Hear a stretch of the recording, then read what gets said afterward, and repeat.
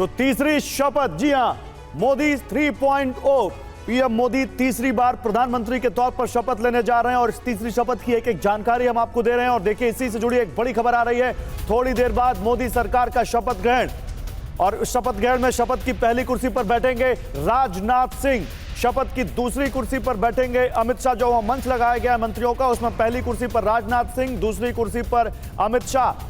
ये अब डिटेल आने लग गया है और इससे आप समझ सकते हैं वरीयता मंत्रिमंडल में किस मंत्री को कैसे मिलेगी। बैठने के क्रम के अनुसार ही आप इस चीज को समझ सकते हैं। पहली कुर्सी जो है उस पर राजनाथ सिंह, दूसरी कुर्सी पर अमित शाह। मैं गलत तो नहीं कह रहा हूं रामकृपाल जी, जो मंच पर कुर्सी का क्रम है उसी हिसाब से वरीयता माने मंत्रिमंडल में?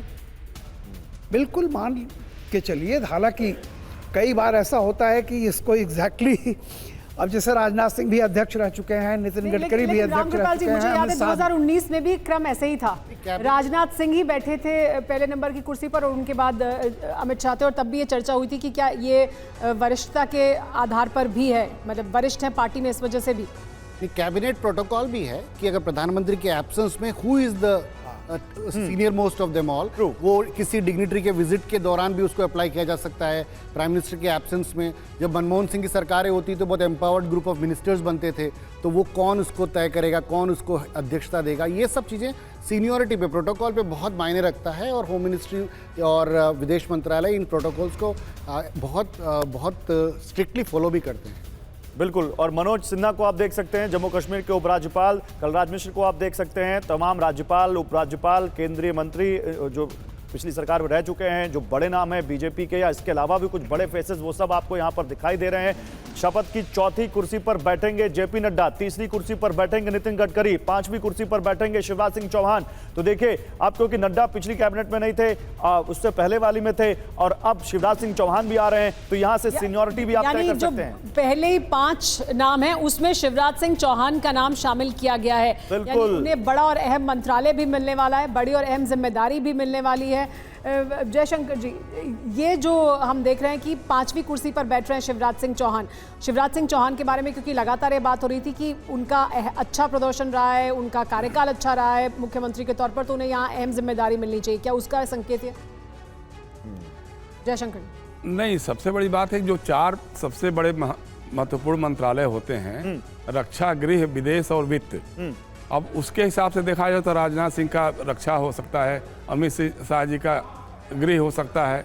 वित्त किसको देंगे, क्योंकि न तो पीयूष गोयल का नाम है, ना निर्मला सीतारमण जी का नाम है इस 4 लाइन में जो प्राथमिकता के नाम है। नितिन गडकरी का नाम है। नितिन गडकरी तो ट्रांसपोर्ट देख रहे थे अभी तक, परिवहन और भूतल परिवहन जो देख रहे थे, तो अब उनको उस चौथे नंबर में दिया है, तो पता नहीं उनका विभाग क्या होगा क्या नहीं होगा, मालूम नहीं है। 5वें में शिवराज सिंह चौहान को महत्व देने की कोशिश की गई। सुनने में आ रहा है कि उनको शायद हो सकता है कृषि मंत्रालय या कोई और महत्वपूर्ण मंत्रालय उनको मिल सकता है। तो जो तो भाजपा ये जो 2 नाम है, 3 नाम जो आपने लिए, एस जयशंकर, पीयूष गोयल और जो यहाँ पर वित्त मंत्री रही निर्मला सीतारमण। नीरजा जी, आपको क्या लगता है इस बार जो सीसीएस है उसका चेहरा दिखेगा बदला हुआ? ये बहुत अटकल थी इसमें कि निर्मला सीतारमण क्या कंटिन्यू करेंगी, अगर ये इलेक्शन के पहले की बात है। अब निर्मला सीतारमण क्लियरली कैबिनेट में है, जयशंकर कैबिनेट में है, और बहुत सरप्राइज होगा मुझे अगर एस जयशंकर को एक्सटर्नल अफेयर्स नहीं मिलता। निर्मला सीतारमण को क्या दिया जाएगा? एक महिला चेहरा है, बहुत अपराइट इमेज है उनकी, एज फाइनेंस मिनिस्टर वो रही हैं, तो आप क्या डाउनग्रेड करेंगे अगर पहले 4 में, सीनियर मोस्ट 4 में नहीं रखेंगे? उसका क्या असर होगा? ये सब चीजें निर्मला सीतारमण की आप कह रहे हैं ना, जैसे कि बिल्कुल। इस बीच तस्वीरें आ रही, नीरजा मैम मैं रोकूंगा 1 मिनट, तस्वीरें आ रही हैं, अमित शाह पहुंच चुके हैं, तस्वीरें देखिए। अब वहां पर तमाम जो वो नेता जिनको आज मंत्री पद की शपथ लेनी है, वो वहां पर पहुंचना काफी देर से शुरू हो चुका था। बड़े चेहरे भी वहां पर पहुंच चुके हैं, और क्योंकि 7:15 का वक्त बताया गया है, अब से मात्र 40 मिनट बाद ये शपथ ग्रहण समारोह शुरू हो जाएगा। आप तस्वीर देखिए राष्ट्रपति भवन की, जिन लोगों को इस शपथ ग्रहण समारोह का आमंत्रण मिला है वो तमाम लोग वहां पर पहुंच चुके हैं, और थोड़ी देर बाद ही शपथ ग्रहण ये शुरू हो जाएगा। नीरजा मैम कंटिन्यू कर सकती हैं आप। नहीं, अगर 5 पहले निर्मला सीतारमण उनमें इंक्लूडेड नहीं है, जयशंकर उनमें इंक्लूडेड नहीं है, तो मतलब वो सीनियरिटी के तो देखते हुए नीचे चले जाते हैं ना, चाहे portfolios top 4। Committee on security के मेंबर हों, तो ये इंटरेस्टिंग चीज होगी। क्या वाकई आपको लगता है नीरजा जी इस बीच पहले तस्वीरें बता देते हैं, फिर आपसे इस पर सवाल भी। योगी आदित्यनाथ को हम देख रहे हैं, उत्तर प्रदेश के मुख्यमंत्री, वो भी पहुंच गए हैं शपथ ग्रहण में हिस्सा लेने के लिए।